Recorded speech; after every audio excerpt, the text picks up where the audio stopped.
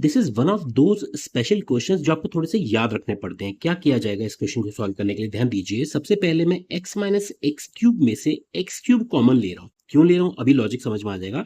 x में से x cube बाहर आएगा तो अंदर क्या बचेगा, 1/x²। ठीक है, माइनस एक्स क्यूब तो 1 ही रह जाएगा और होल पावर 1/3 चल रही है, इसकी भी और एक्स क्यूब की भी। ठीक है ना।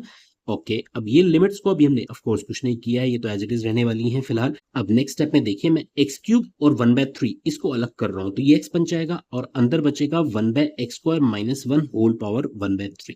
ठीक है जी। अब देखिए इसका फायदा क्या हुआ हमें, ये x इसको x क्यूब बना देगा और ये x क्यूब बनते ही अगर आपको क्लिक कर गया है कि हमें यहाँ पर अब 1/x² माइनस 1 को t पुट करना है, तो बड़ा आसान हो जाएगा। देखिए क्वेश्चन कैसे करेंगे, 1/x² की डिफरेंशिएशन क्या हो जाएगी, -2 है ना ये x की पावर, यानी -2 x power -3 dx equals to dt।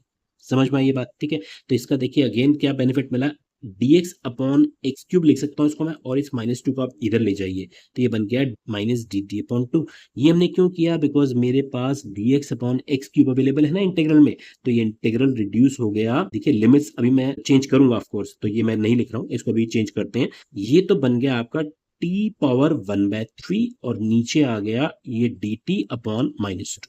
आप बात समझ गए, ये हो गया ना बड़ा ही आसान क्वेश्चन। अब बस लिमिट्स चेंज करना मत भूलिएगा। अगर x की वैल्यू 1/3 है तो t की वैल्यू कितनी हो जाएगी, देखिए यहाँ पर 1/9 हो गया, ये 9 माइनस 1 यानी 8 हो गया। ठीक है, और अगर x की वैल्यू 1 है तो t की वैल्यू कितनी हो रही है, 1/1 तो 1 माइनस 1 0। तो ये लिमिट्स हो गई हमारी 8 to 0। ध्यान रखिएगा ये 1/3 की जगह 8 और 0 है। अब देखिए एक काम हम ये भी कर सकते हैं कि इस माइनस को लिमिट्स के साथ एडजस्ट कर सकते हैं और इस माइनस 1/2 की जगह 1/2 बाहर निकालिए और लिमिट्स को कर दीजिए 0 to 8। ये प्रॉपर्टी आप जानते हैं ना, लिमिट्स इंटरचेंज हो जाती है माइनस साइन की वजह से। ठीक है जी, तो ये t पावर 1/3। अगर आप ऐसा नहीं भी करेंगे तो भी ये माइनस तो एडजस्ट हो जाएगा बाद में, नो वरीज।